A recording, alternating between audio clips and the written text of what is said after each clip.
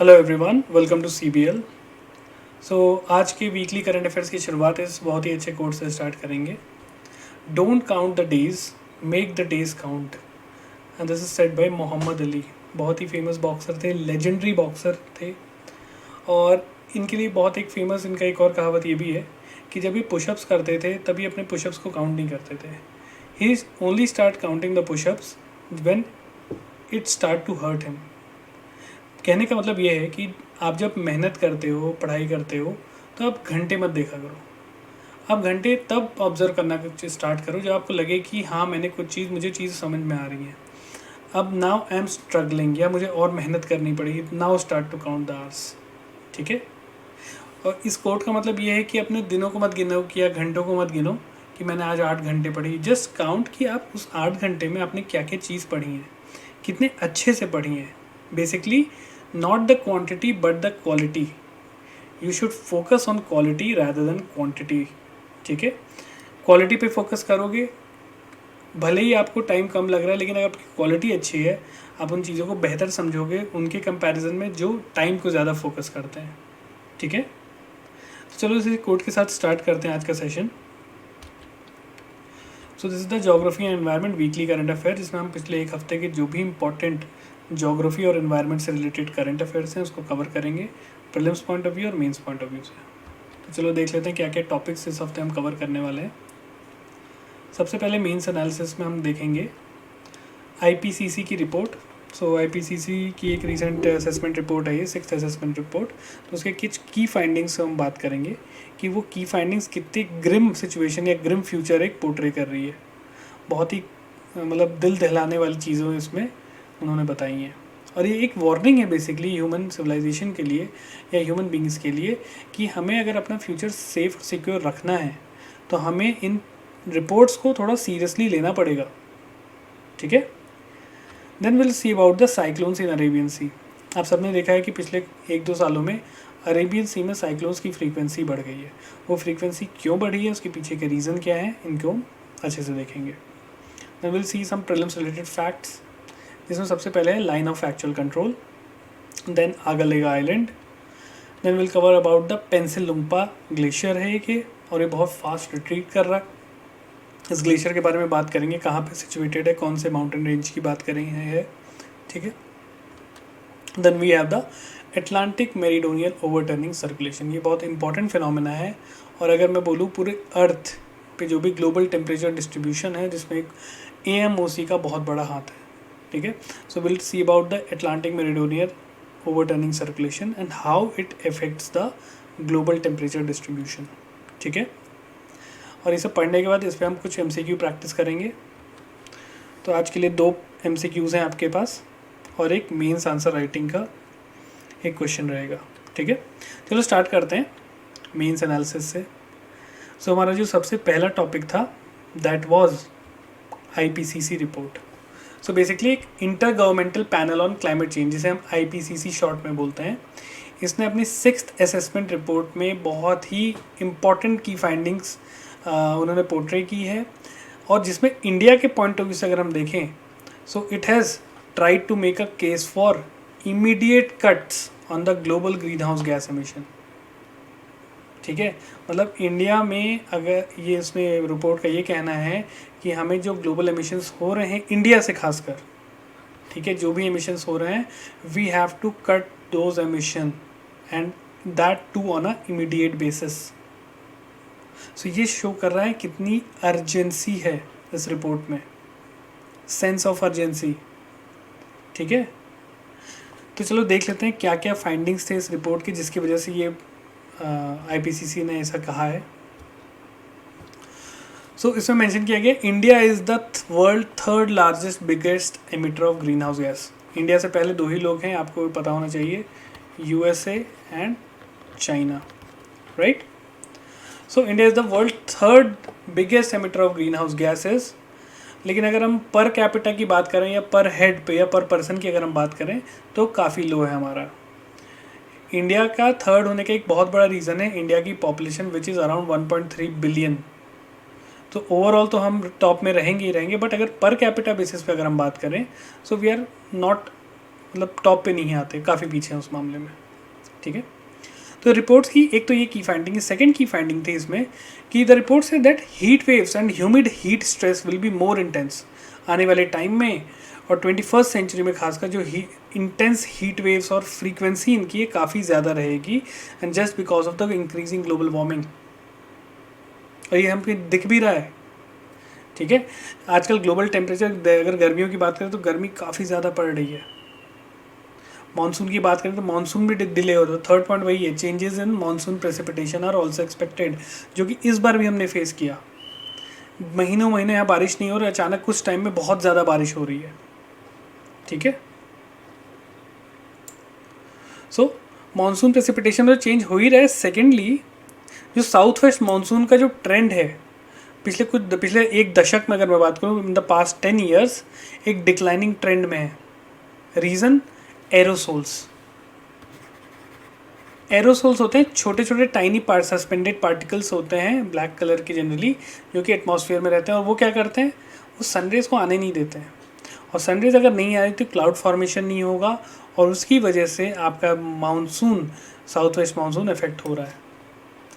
Fourthly, Indian Ocean में जो sea temperature it is heating at a higher rate, और ये जो हमारा एक अगला टॉपिक जो होगा अरेबियन सी में साइक्लोन्स की फ्रीक्वेंसी, वो इसी चीज़ से कनेक्टेड है। अरेबियन सी में इंक्रीजिंग साइक्लोन क्यों हो रहे हैं? Because the Indian ocean temperature is getting heating at a higher rate, ठीक है। और इस वजह से इंक्रीजिंग फ्रीक्वेंसी हो गई है आपकी साइक्लोन्स वगैरह की अरेबियन सी में, जो कि अभी तक बे ऑफ बंगाल में ज़्यादा आते थे, यहाँ पे फ्रीक्वेंसी बढ़ रही है, ठीक है।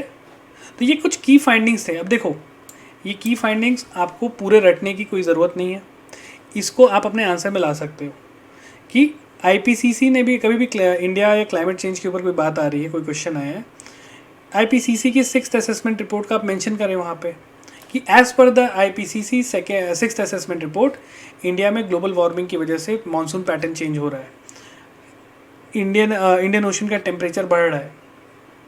तो वहाँ पे आपने सोर्स भी लिख दिया कि as per the IPCC 6th assessment report.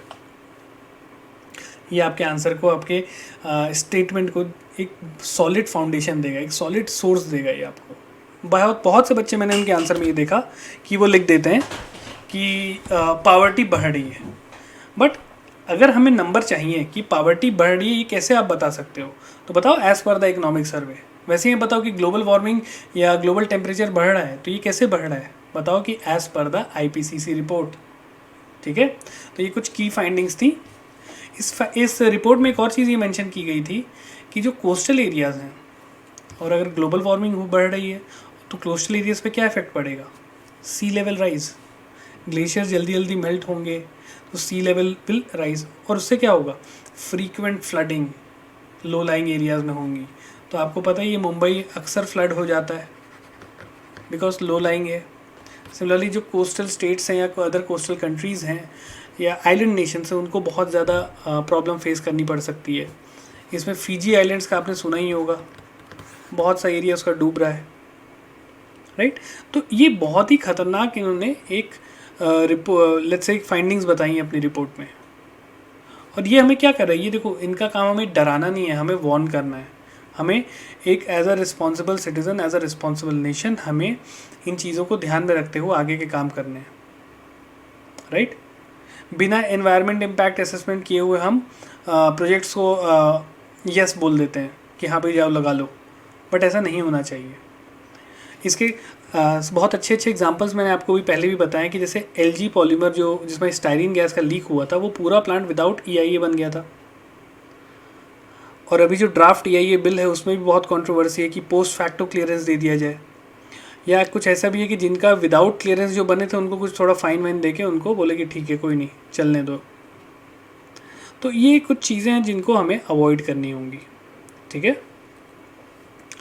चलिए नेक्स्ट देख लेते हैं। आईपीसीसी के बारे में कुछ फैक्चुअल चीज़ भी हैं जो आपके प्रीलिम्स में पूछा जा सकता है। तो पहली चीज़ याद रखो, ये एक इंटर गवर्नमेंटल बॉडी है यूनाइटेड नेशंस की। Secondly, it provides objective scientific information. ये एक ऐसे सब्जेक्टिव इन्फॉर्मेशन नहीं देगी कि ग्लोबल वार्मिंग बढ़ रहा है, ये एब्सोल्युटली बताएगी कि ग्लोबल वार्मिंग बढ़ रहा है by let's say 1.5 degree Celsius. ठीक है, तो इसका काम ये है। Secondly, world meteorological organization WMO और UNEP मिल के इसको स्टैब्लिश की थी इन 1988, राइट। तो ये कुछ फैक्ट्स हैं। इसके बारे में कुछ और इन्फॉर्मेशन ये है कि जो IPCC की मेंबरशिप है, it is open for all the member of the United Nations and world meteorological organization. जो मेंबर WMO और यूनाइटेड नेशंस के हैं वो सब IPCC के मेंबर बन सकते हैं। IPCC का फंक्शन क्या है? देखो, IPCC कोई रिसर्च खुद से कैरी नहीं करती है। इट ऑल्सो ये क्लाइमेट भी मॉनिटर नहीं करती है। ये क्या करती है? ये सिस्टमेटिक रिव्यू करती है। किसका? जो लिटरेचर पब्लिश हुए हैं, जो क्लाइमेट चेंज वगैरह के ऊपर लिटरेचर जो पब्लिश हुए हैं उसको सिस्टमेटिकली रिव्यू करती है और उनके बेसिस पे ये अपने रिपोर्ट्स बनाती है। तो अगर हम बोलें कि ये थोड़ा बुकिश रिपोर्ट्स बनाती है तो ये इसका काम है। ठीक है, ये खुद रिसर्च करने नहीं जाती है। क्लियर? तो ये चीज़ें याद रखना, WMO और UNEP, इसमें आपको आज का MCQ भी मिलेगा। ठीक है, चलो नेक्स्ट देखते हैं साइक्लोन्स इन अरेबियन सी।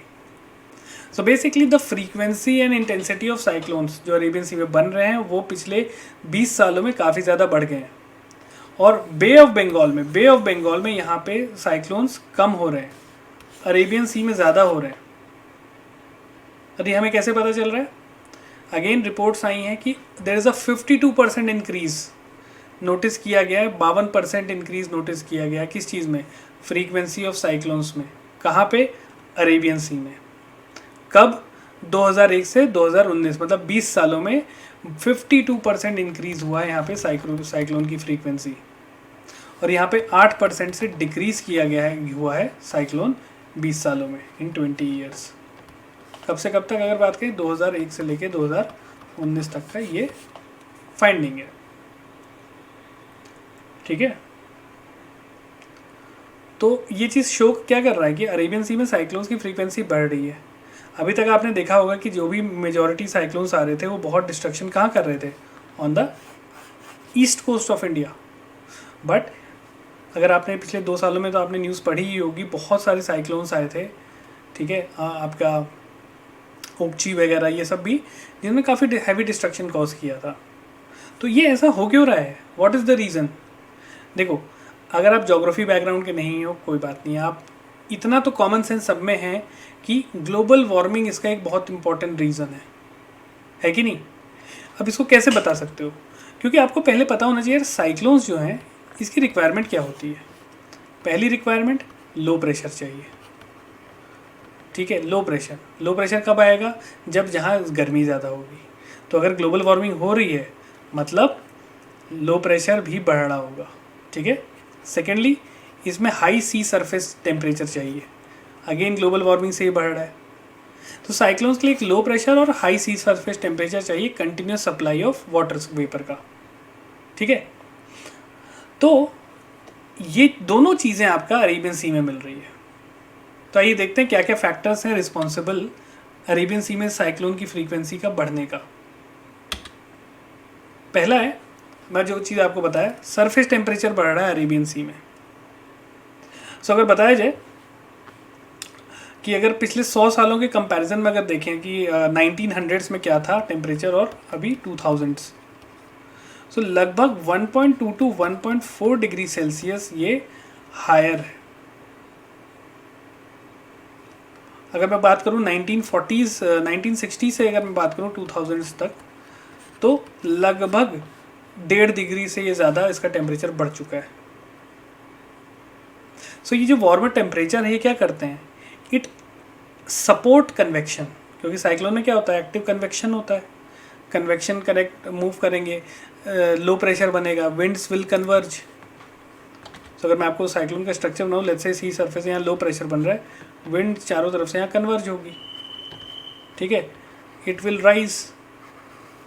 ठीक है, विंड ऐसे स्पाइरल अप करके आई वॉल के अकॉर्डिंग यहाँ पे आई वॉल पे ये राइज करेगी और यहाँ जाके क्लाउड का फॉर्मेशन कर देती है और ये पूरा सिस्टम रोटेट करता है, यहाँ बारिश करती है और ये पूरा सिस्टम रोटेट तो करता ही साथ ये आगे बढ़ता है। ये साइक्लोन का स्ट्रक्चर, ये आप जब ज्योग्राफी पढ़ोगे तो उसमें आपको ये, जो भी नए स्टूडेंट्स हैं, जो पुराने उनको तो आइडिया है ही, जो नए स्टूडेंट्स हैं 2022 और 23 के लिए तैयारी कर रहे हैं, वो जब आप साइक्लोन पढ़ोगे तो उसमें बहुत अच्छे से मैंने समझाया हुआ चीज़ें। ठीक, तो एक तो है सरफेस टेम्परेचर बढ़ रहा है, और ये सरफेस टेम्परेचर बढ़ने से क्या हो रहा है, it is enabling the Arabian sea to supply ample energy for the intensification of cyclone. जो लो प्रेशर है वो कैसे इंटेंसीफाई होगा, कैसे उसकी ताकत और बढ़ेगी, जैसे जैसे टेम्परेचर और बढ़ेगा। जितना इंटेंस टेम्परेचर उतना इंटेंस लो प्रेशर, और उतना ही ज़्यादा तेज़ी से विंड यहाँ पे कन्वर्ज होगी। It will very quickly rise up, और बहुत फास्ट होगा ये, और इससे विंड स्पीड बहुत तेज़ हो जाती है, जो कि साइक्लोन फिर क्या करता है, डिस्ट्रक्शन कॉज करता है। ठीक है। थर्ड पॉइंट है, the Arabian sea also provide conducive wind shear for cyclones.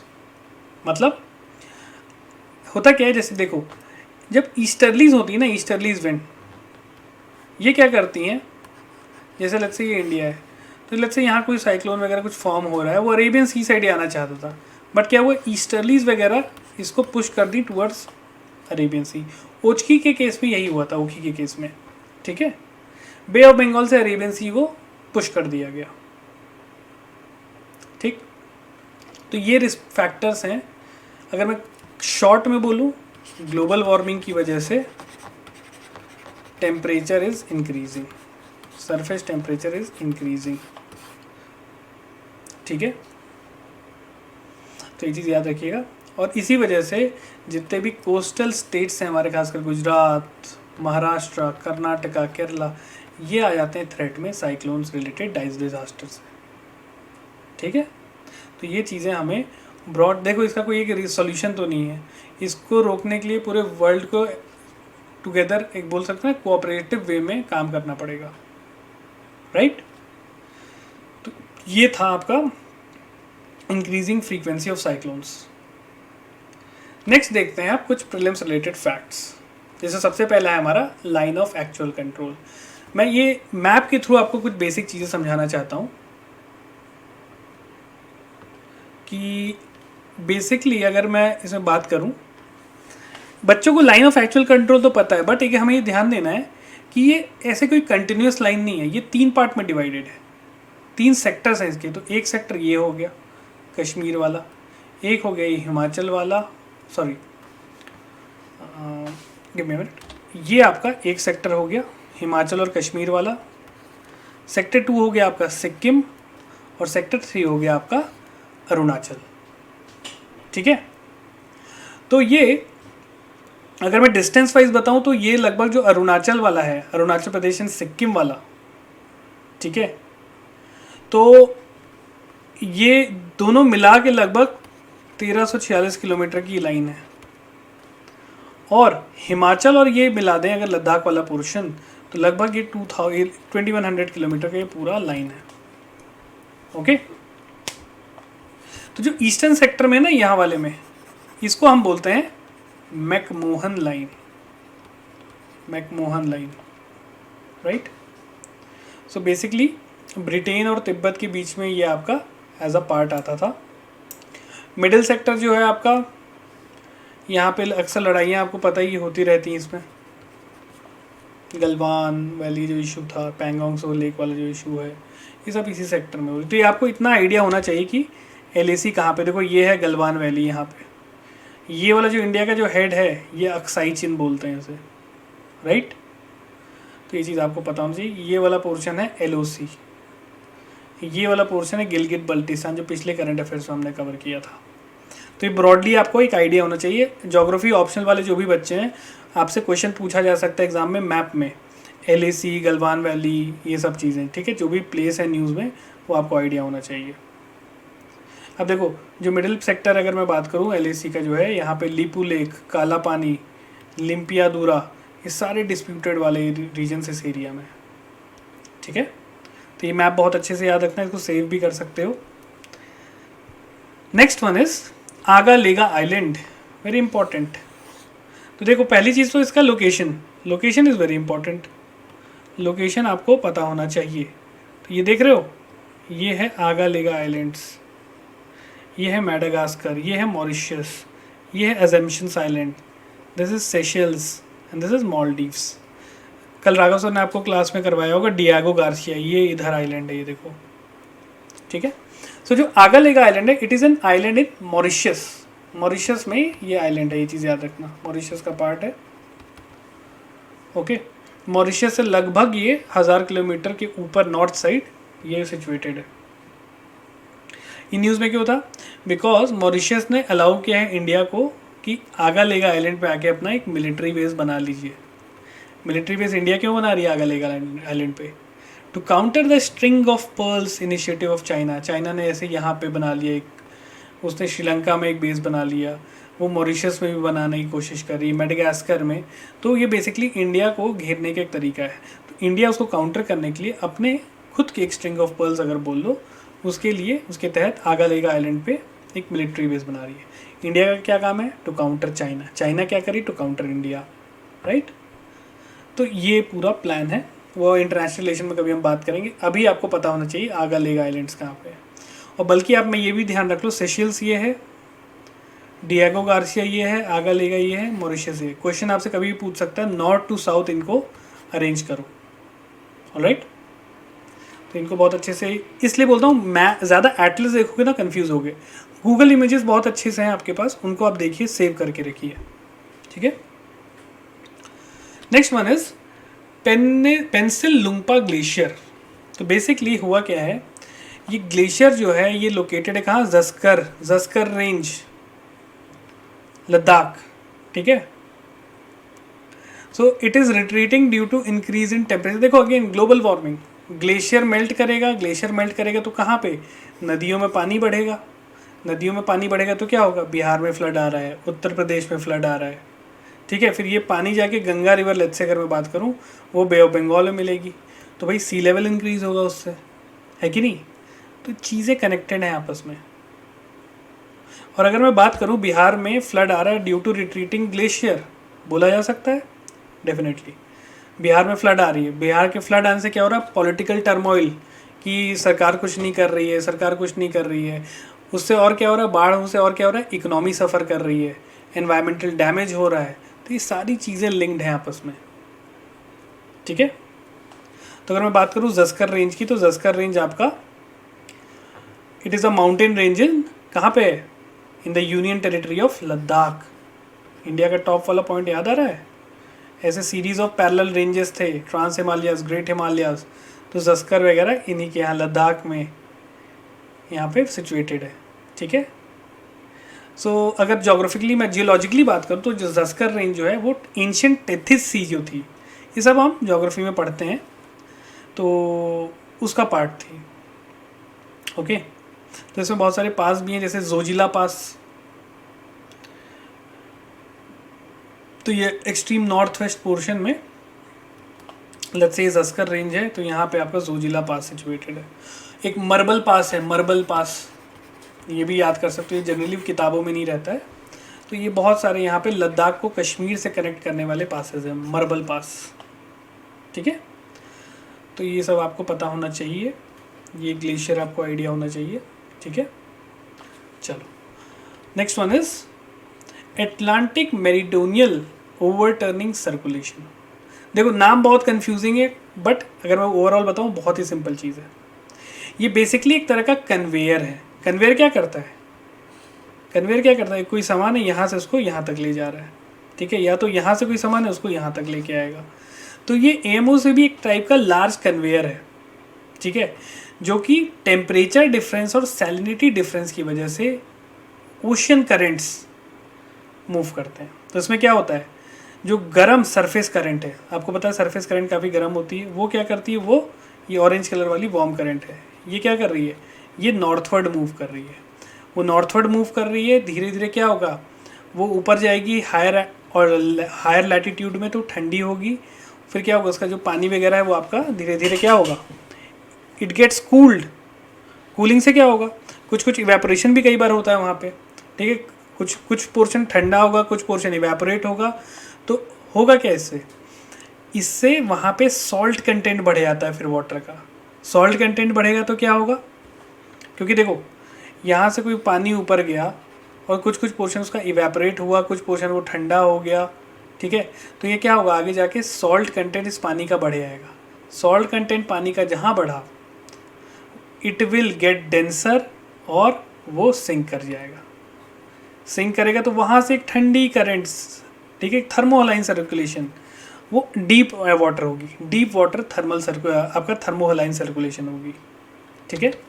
तो ये सरफेस पे गर्म पानी ऊपर जाएगा, लेकिन ऊपर जाके ठंडा होगा, डेंस हो जाएगा, तो वो सिंक डाउन करेगा। तो वहाँ से एक अंडर वाटर सर्कुलेशन वो ऐसे होगी, ओके। तो ये जो कोल्ड और डेंस वाटर है, it will slowly spread southward आने लगेगी, जो ब्लू कलर में आप देख रहे हो, ठीक है। ठंडी है क्योंकि ऊपर से आ रही भाई, हायर लैटिट्यूड। सेकेंडली नीचे से आ रही, नीचे पानी का टेम्परेचर काफ़ी कम होता है, ठीक है, और वो नीचे ऐसे आएगी, ठीक। अगेन क्या होगा यार, एक बात बताओ, यहाँ से कुछ पानी अगर मैं आपको ब्रॉड दिखाऊँ, यहाँ से अगर कुछ पानी सरफेस का आगे बढ़ रहा है, तो उसकी जगह यहाँ पे, उसकी जगह खाली होगी, तो उसको उसकी जगह लेने के लिए नीचे से पानी यहाँ पे ऊपर आएगा। तो ये वार्म वाटर जा रहा है कहाँ, नॉर्थ, और नॉर्थ में आके यहाँ पे ठंडा हो जाएगा, डेंस हो जाएगा, इट विल सिंक डाउन, और नीचे आए फिर ये टुवर्ड साउथवर्ड ये मूव करेगा, और यहाँ पे आके इसकी जगह लेने की कोशिश करेगा। इसको हम बोलते हैं अपवेलिंग, ठीक है। यही चीज़ हो रही है, गर्म पानी ऊपर गया, उधर से ठंडा पानी नीचे आया, और यहाँ पे वापस अपवेलिंग होगी, ठीक है। तो ये क्या एम, क्या इसे काम क्या कर रही है, ये काम कर रहा है टेम्परेचर एंड सैलिनिटी डिस्ट्रीब्यूशन का। ये देखो, यहाँ से गर्म टेम्परेचर को ऊपर ले जा रही है, तो ये होगा क्या, यहाँ पे जो बहुत ठंडा होने वाला था उतना ठंडा नहीं हो पाएगा, एक्सट्रीम फ्रीजिंग नहीं हो पाएगी, ठीक है। और इस वजह से ब्रिटेन के जो कोस्टल पोर्ट्स होते हैं नॉर्वे वगैरह के, ये आइस फ्री रहते हैं साल भर, because of the warm water which is coming from the south, ठीक है। और देखो, जो ठंडा पानी नीचे ऐसे आ रहा है साउथवर्ड, वो क्या करता है, एरिडिटी प्रोवाइड करता है कोस्टल एरियाज़ में, ठीक है।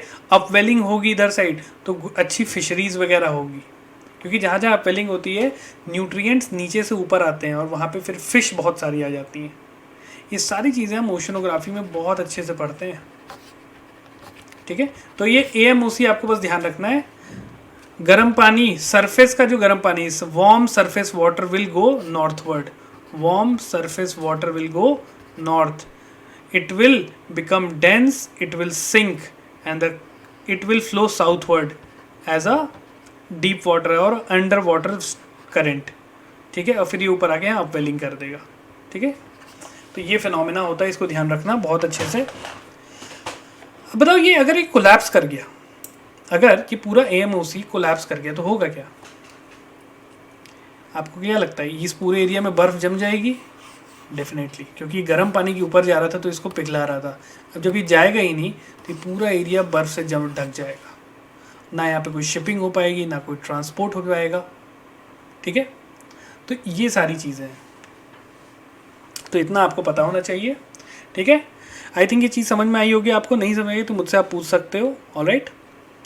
चलो, अब चलो कुछ क्वेश्चन सॉल्व कर लेते हैं इन्हीं करंट अफेयर्स पे बेस्ड। चलिए, MCQ प्रैक्टिस में पहला क्वेश्चन है, consider the following statements regarding Agalega islands. पहला statement, it is an island in the Pacific Ocean. Second statement, it is located the north of the Seychelles island. तो आपको बताना है कौन सा इनकरेक्ट है, तो आप लोग मुझे कमेंट सेक्शन में बताएंगे पढ़ के, alright. Second one is, consider the following statement regarding IPCC। It is N intergovernmental body of the United Nations. Second one is, World Meteorological Organization and United Nations Environment Program established the IPCC in 1988। तो आपको बताना है कौन सा correct answer है, तो ये मुझे आप लोग बताएंगे, ठीक है। Try to solve it, okay. और नेक्स्ट हम देखेंगे अब मेंस का एक क्वेश्चन। अच्छा, आप लोग, बहुत कम बच्चे मुझे मेंस का क्वेश्चन लिख के भेजते हैं। Try to write it every day, जो सब्जेक्ट में आपको मिल रहा है डेली लिखो, okay. So question is, the increasing frequency of cyclones in the Arabian Sea is an evidence of the global climate change becoming a reality. Discuss. इसको कैसे start करोगे? तो पहले तो बताओ कि बढ़ भी रहा है कि नहीं बढ़ रहा है।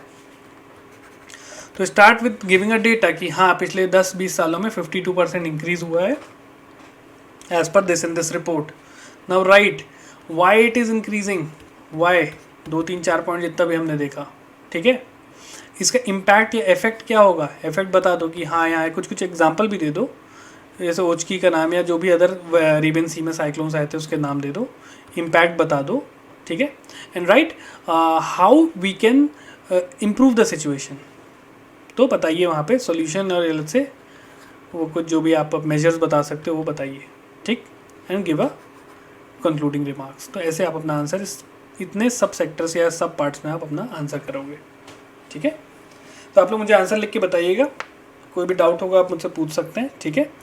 चलिए आपसे अगले सेशन में मिलता हूँ. Till then have a great day and I will see you. Bye. Hi, अगर आपको ये लेक्चर पसंद आया then do subscribe to our channel. And if you are serious for UPSC 2022 then आप हमारा कॉम्प्रिहेंसिव कोर्स चेकआउट कर सकते हैं.